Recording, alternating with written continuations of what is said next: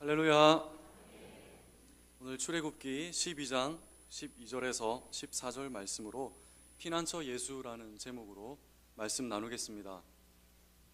어느 나라 어느 지역을 가도 대피소라는 곳이 있습니다. 특히 우리나라는 휴전 중이기 때문에 전시에 대비해서 많은 대피소를 만들고 또 지정해 놓았습니다.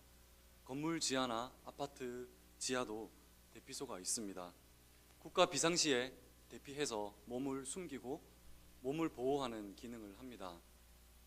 요즘에 등산하기 좋은 날씨라고 합니다. 산에도 가끔씩 대피소가 있습니다. 산행 중에 갑자기 눈이 오거나 비바람이 불 때 대피할 수 있는 무인 구조물입니다. 왜 사람들은 대피소를 만들까요? 안전하지 않기 때문입니다. 어디를 가도 위험에 노출되어 있기 때문입니다. 그러면 우리가 당할 수 있는 가장 큰 위험은 무엇일까요? 전쟁으로 친다면 핵전쟁이나 생화학 전쟁이 위험일 수도 있습니다. 자연재해로 친다면 가뭄이나 지진, 홍수가 큰 위험이 될 수 있습니다. 자연 파괴나 환경오염도 인류를 위협하는 큰 재앙이 될 수 있습니다. 그러나 성경은 인간에게 있을 가장 큰 재앙이 바로 여호와의 날, 심판의 날, 마지막에 하나님께서 죄인을 심판하실 그 날이 가장 큰 심판이고 이전에도 없었고 또 앞으로도 없을 전무후무한 그런 재앙이 있을 것이라고 성경은 기록하고 있습니다. 특별히 이집트에 내려졌던 10가지 재앙을 보면 하나님이 최후의 심판의 속성을 우리가 엿볼 수가 있습니다. 그 중에 8번째 재앙이 바로 메뚜기 재앙입니다. 하나님께서 메뚜기 떼를 이집트 땅에 보내셔서 모든 식물과 나무를 다 먹어버리게 하십니다. 메뚜기 떼가 재앙일까요? 요즘은 메뚜기 하면 이미지가 많이 귀여워져서 메뚜기 하면 그렇게 위협감을 느끼지 않습니다. 예전에도 우리가 메뚜기를 잡아서 튀겨서 단백질 보충용으로 먹지 않았습니까? 그런데 이 성경에서 말하는 메뚜기 떼는 그런 귀여운 메뚜기가 아니라 얼마 전에 러시아에서 2-3달 전에 메뚜기 떼가 습격을 했습니다. 그때 습격한 메뚜기가 그 일대를 쑥대밭을 만들었는데 국가에서 비상사태를 선포했습니다. 옥수수 밭에 메뚜기 떼가 앉았는데 옥수수가 생으로 먹으면 얼마나 딱딱합니까? 그 딱딱한 옥수수 알과 줄기까지 다 갉아먹고 800만 제곱미터에 달하는 그런 지역이 쑥대밭이 되었습니다. 무려 이 메뚜기의 크기가요, 길이만 8cm고 날개만 12cm라고 합니다. 별로 안 놀라시네요. 참새만한 크기입니다.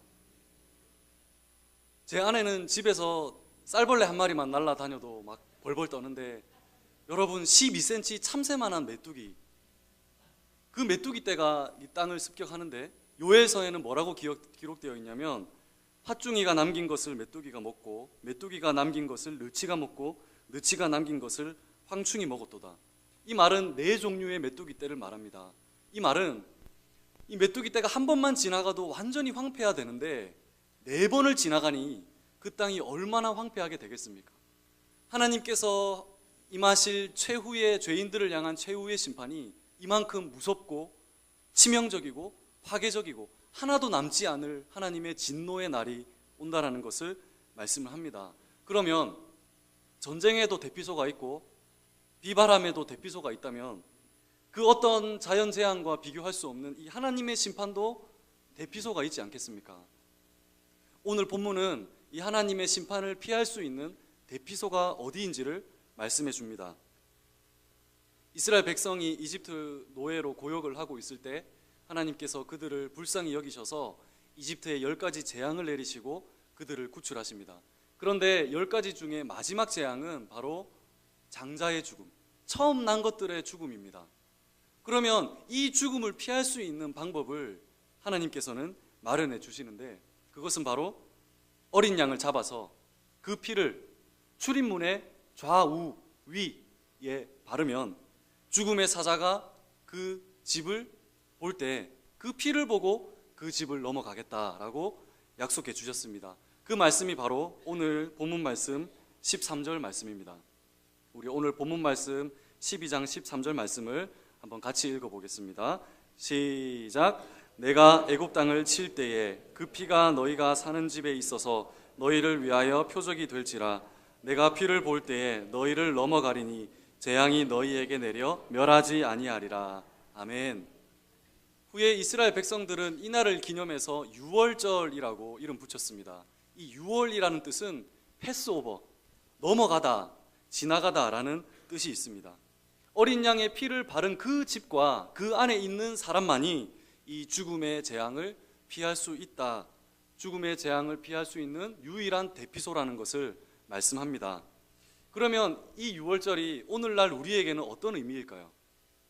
참 안타깝게도 지금도 유대인 중에는 사마리아 유대인들이 있습니다.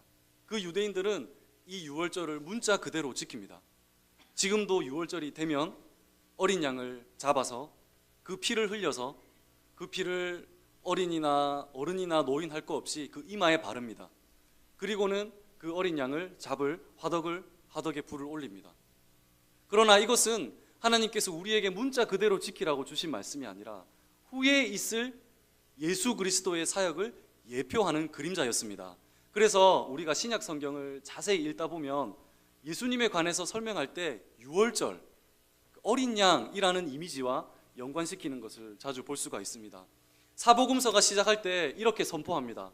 보라, 세상 죄를 지고 가는 하나님의 어린 양이로다. 예수 그리스도를 어린 양과 연결시킵니다.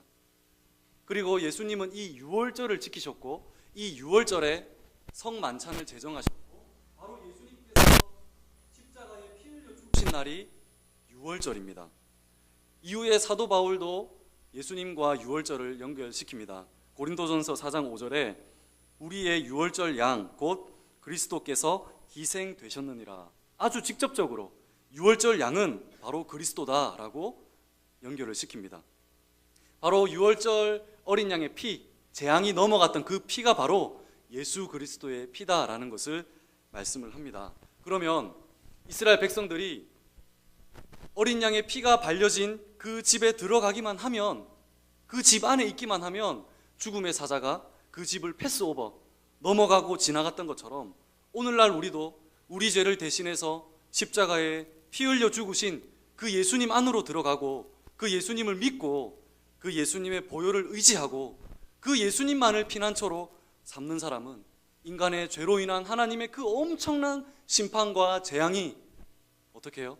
패스오버, 지나가고 넘어갈 것이다 라는 것을 말씀을 합니다. 바로 이 예수님이 우리를 마지막 심판에서 구원시켜줄 영원한 대피소, 피난처이십니다. 사랑하는 여러분, 신앙생활이 무엇입니까? 여러분 이 예배에 나오시면서 무엇을 붙잡기 위해 나오셨습니까? 무엇을 얻기 위해 나오셨습니까? 우리가 신앙생활에서 제일 먼저 붙잡고 의지해야 될 것이 무엇일까요? 예수 그리스도의 보혈, 우리 죄를 모두 속량하신 그 예수 그리스도의 보혈을 붙들고 그 예수님을 믿고 예수님만 의지하는 것, 그것 외에 우리 신앙생활에서 더 중요한 것이 뭐가 있겠습니까? 그래서 우리가 대한 예수교가 아닙니까? 예수교라는 뜻이 무엇입니까? 예수 그리스도가 전부다. 다른 많은 중요한 것도 있지만요, 예수 그리스도가 전부다. 예수교. 여러분 어느 종교가 그 창시자의 이름을 따서 종교의 이름을 합니까? 그러나 우리 기독교는 말 그대로 기독교 아닙니까? 기독교가 어떤 뜻이죠? 그리스도교. 예수 그리스도가 전부이고 예수 그리스도만 붙잡고 예수 그리스도의 그 속죄의 보혈 안으로 들어가서 하나님의 재앙을 피하고 영원한 안식을 누리는, 그것이 바로 기독교가 아니겠습니까? 요즘에 안전지대라는 말을 많이 쓰죠. 도로 위에 사람이나 차가 안전하게 대피할 수 있는 곳을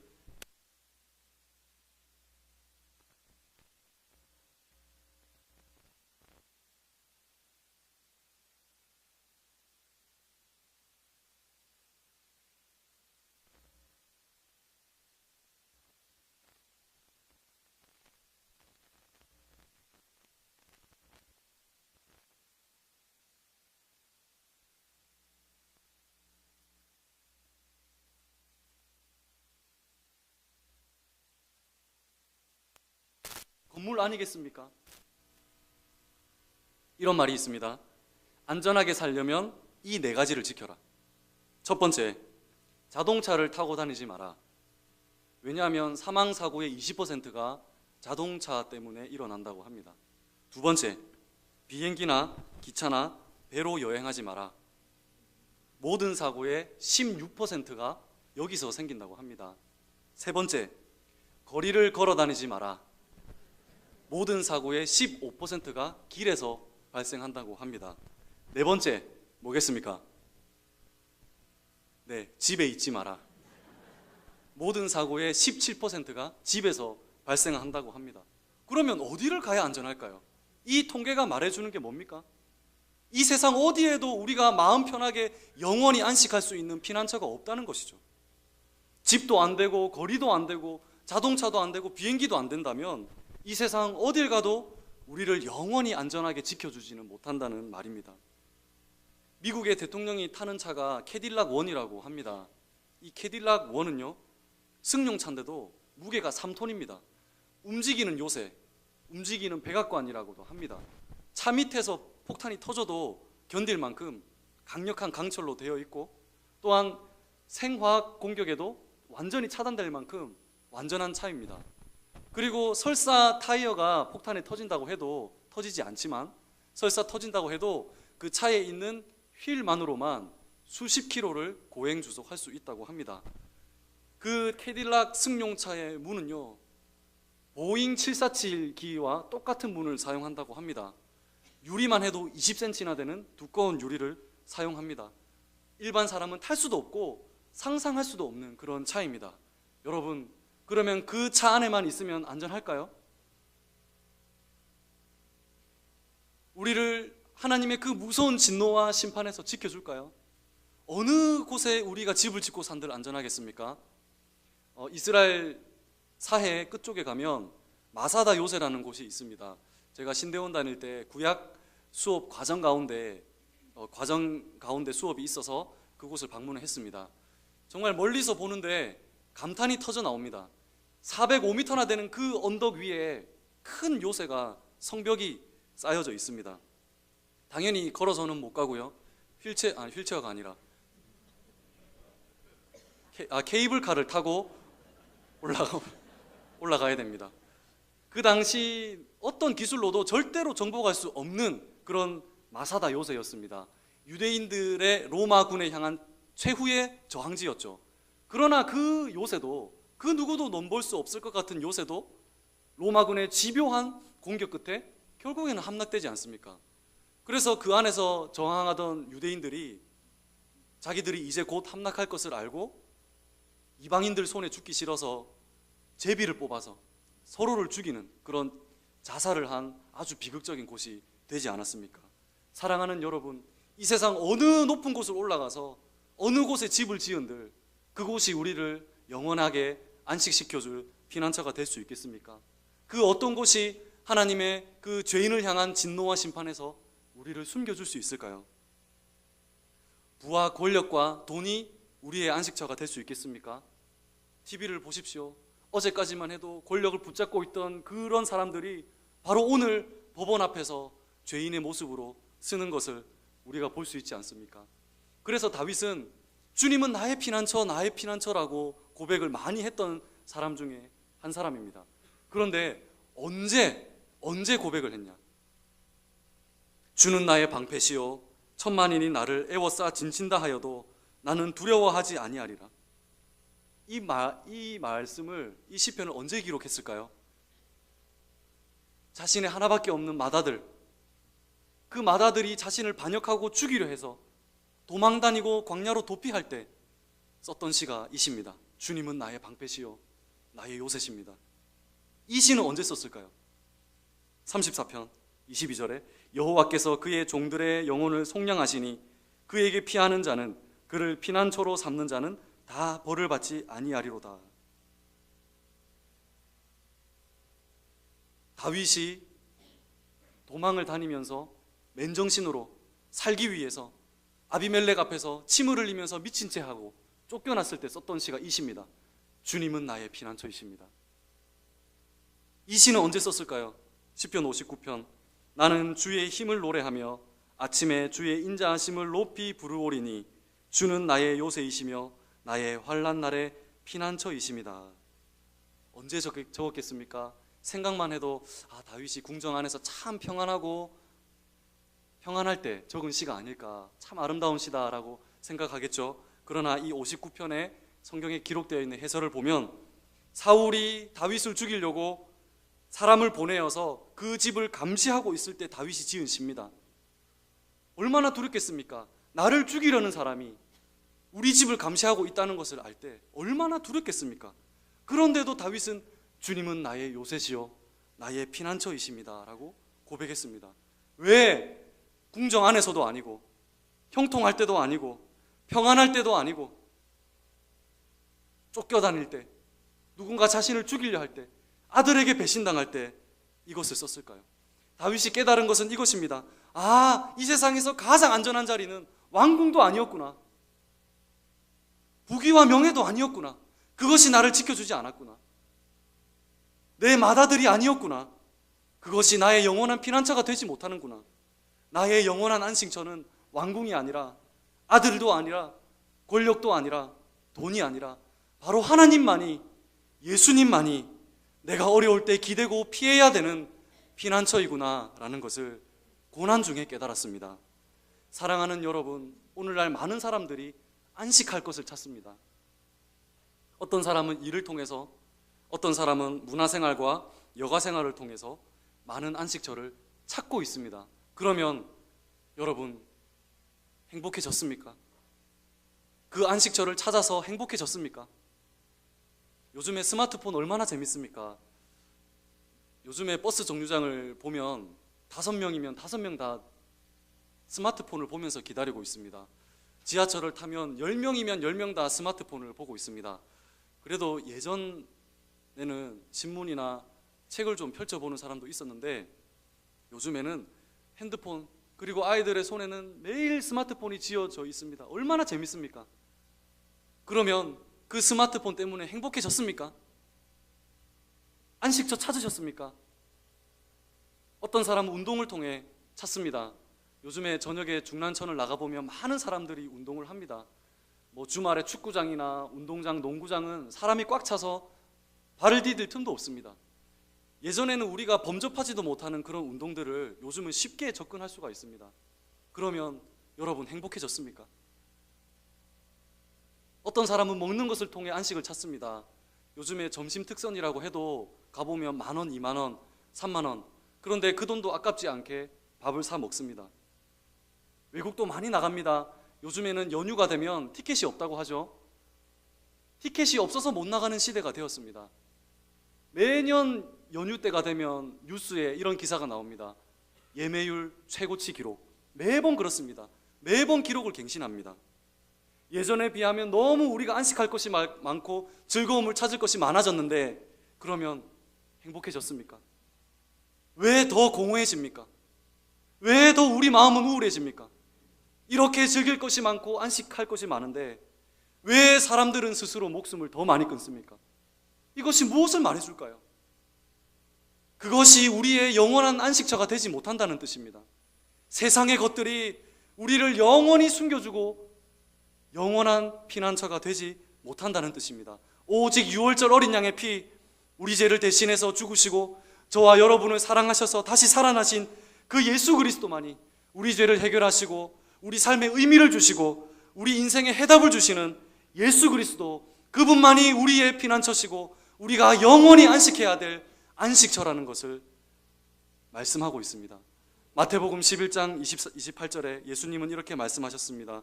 수고하고 무거운 짐진 자들아 다 내게로 오라, 내가 너희를 쉬게 하리라. 오직 그 예수님의 품만이, 하나님의 품만이 우리가 영원히 안식하고 쉴 수 있는 피난처라는 것을 말씀을 합니다. 그래서 사도 바울이 즐겨 썼던 단어가 그리스도 안에, 그리스도 예수 안에, 그분 안에라는 단어를 수없이 많이 썼습니다. 사도 바울이 썼던 서신서가 로마서부터 빌레몬서가 아니겠습니까? 여러분 다음에 읽을 기회가 있다면 그 바울의 서신서 중에 바울이 어떤 단어를 가장 많이 썼는지 보십시오.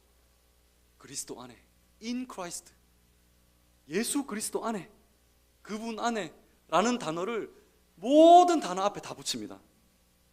제가 그 성경을 읽으면서 그러면 그리스도 안에와 연관된 단어가 무엇인가? 그리스도 안에 도대체 무엇이 있길래 바울은 시종일관 그리스도 안에 외쳤는가? 한 3분의 1 정도만 뽑아왔습니다. 그 안에 어떤 게 있는지 제가 읽어드리겠습니다. 성경 그대로입니다. 그리스도 안에 구원이 있고, 그리스도 안에 평화가 있습니다. 그리스도 안에 영생이 있고, 그리스도 안에 믿음이 있습니다. 그리스도 안에서 우리가 새로운 피조물이 되고, 그리스도 안에서 승리합니다. 그리스도 안에서 강건해지고, 그리스도 안에서 의롭다 함을 얻습니다. 그리스도 안에서 하늘에 속한 영적인 복을 누리고, 그리스도 안에서 택함을 받았습니다. 그리스도 안에서 속량이 있고, 그리스도 안에서 죄사함이 있습니다. 그리스도 안에서 부활이 있고, 그리스도 안에 평안이 있습니다. 그리스도 안에서 정죄함이 없고, 그리스도 안에 하나님의 사랑이 있습니다. 그리스도 안에 거룩하여지고, 그리스도 안에 성도라 부르심을 받습니다. 그리스도 안에 아브라함의 복이 있고, 그리스도 안에 하나님의 아들이라 일컬음을 받습니다. 그리스도 안에 하나님과 하나가 되고, 그리스도 안에 영광이 있습니다. 그리스도 안에 상속자가 되고, 그리스도 안에 하늘의 상급을 받습니다. 그리스도 안에서 우리의 쓸 것을 채우시고, 그리스도 안에 모든 보화와 지혜가 있습니다. 바울이 깨달은 것은 이것이죠. 아, 그리스도 안에 다 있구나.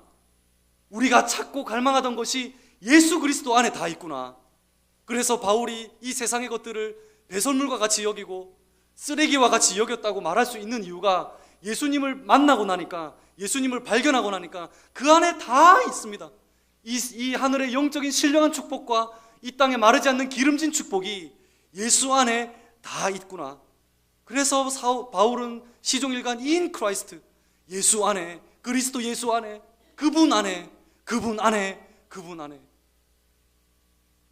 그 주님을 피난처로 삼고 힘들고 어려울 때 다른 곳이 아니라 주님을 의지하고 주님 안으로 들어가고 주님을 붙드는 사람, 그 사람이 가장 안전한 사람이요 행복한 사람인 줄 믿으시기를 간절히 소망합니다.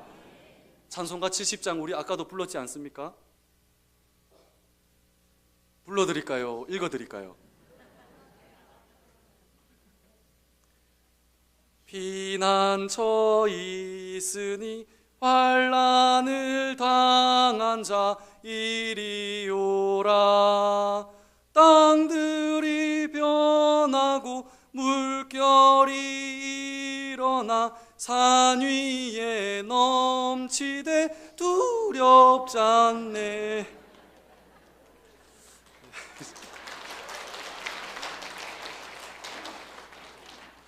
첫음을 너무 높게 잡아서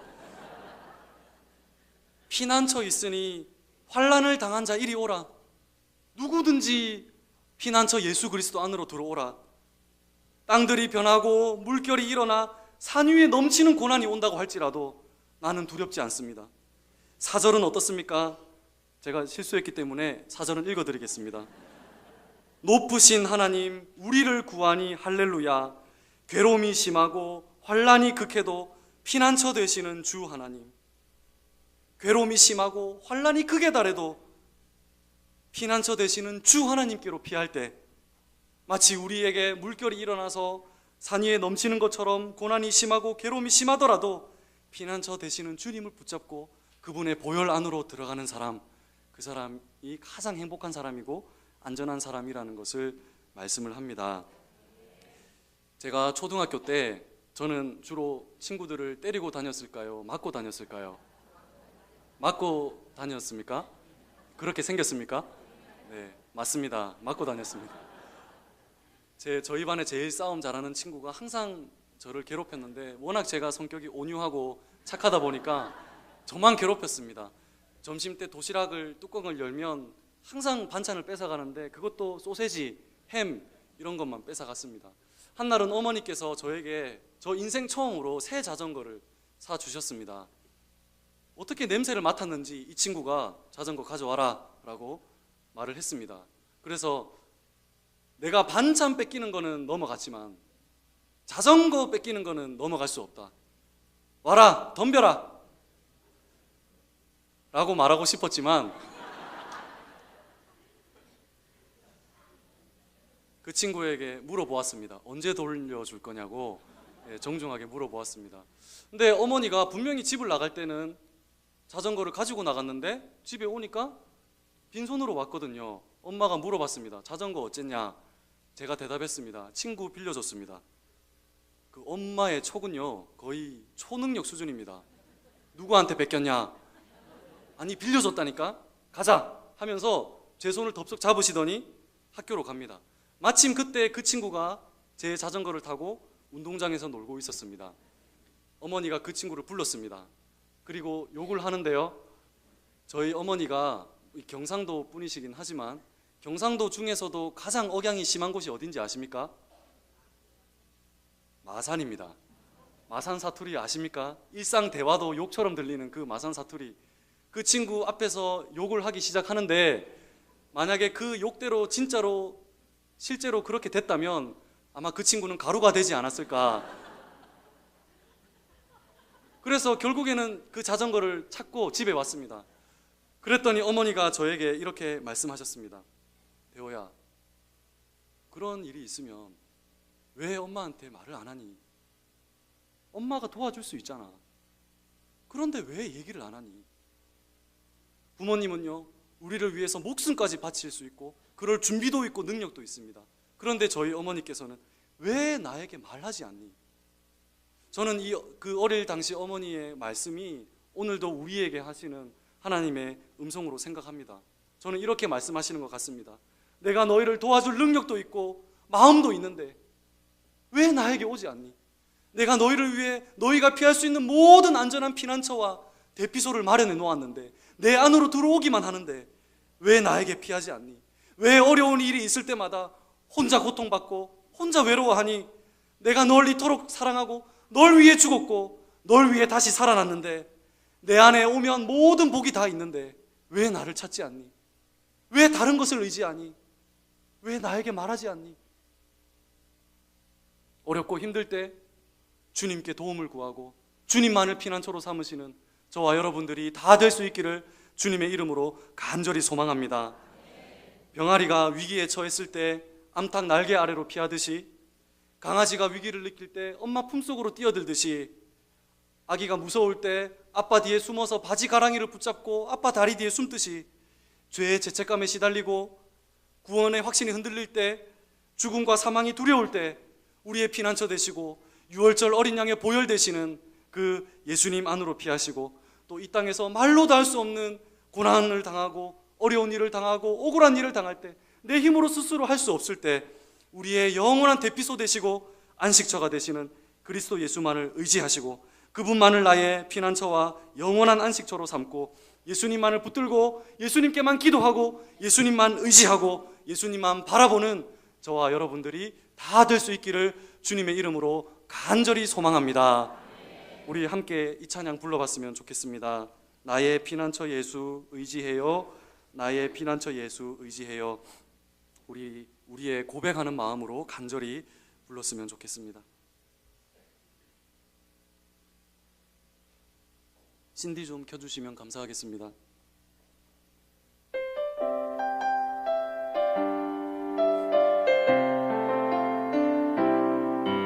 나의 피난처 예수 의지해요. 나의 피난처 예수, 나의 피난처 예수 의지해요. 나의 가는 길에 거센 바람 몰아쳐와도 나의 피난처 예수 의지해요. 나는 영원히 주님 사랑해요.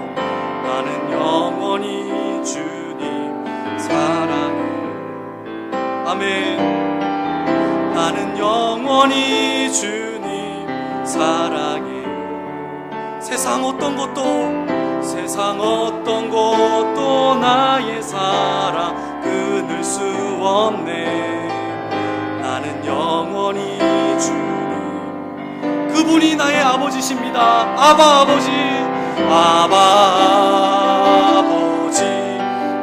나를 사랑하시니 나의 모든 것 주께 드려요. 아버지, 내가 여기 있으니 주님 영광. 우리 한 번 더 고백합니다. 나의 피난처 예수 의지합니다. 나의 피난처 예수 의지해요. 나의 피난처 예수, 나의 피난처 예수 의지해요. 나의 가는 길에 거센 바람 몰아쳐와도 나의 피난처 예수, 나는 영원히 주님 사랑합니다. 나는 영원히 주님 사랑. 우리의 고백이 되었으면 좋겠습니다. 나는 영원히 주님 사랑해요. 세상 어떤 것도 나의 사랑 끊을 수 없네. 나는 영원히 주님 사랑. 고백합니다. 그분이 나의 아버지십니다. 아버지, 나를 사랑하시니 나의 모든 것 주께. 우리 아버지를 부릅시다. 아버지, 아버지, 내가 여기 있으니 주님 영광 위하. 한 번 더 고백합니다. 아버지, 아버지, 나를 사랑하시니 나의 모든 것 주께. 나의 피난처 되신 그분이 나의 아버지십니다. 아버지, 내가 여기 주님 영광 위하여, 주님 영광 위하여 서주세요. 아멘. 기도하겠습니다. 하나님 아버지, 이 땅에서 죄로 인해 두려울 때, 죽음과 사망이 두려울 때, 구원과 확신이 흔들릴 때, 유월절 어린 양의 피 되시는 예수 그리스도의 보혈 안으로 들어가게 하시고, 이 땅에서의 말로 다 할 수 없는 고난과 어려움을 당할 때, 억울한 일을 당할 때, 내 스스로 해결할 수 없을 때 우리의 영원한 대피소와 안식처가 되시는 예수 그리스도만을 의지하고 주님만 바라보며 주님만 붙들며 주님께만 기도하며 주님만 의지할 수 있는 우리 모두가 될 수 있도록 축복하여 주시옵소서. 감사드리며 살아계신 예수님의 이름으로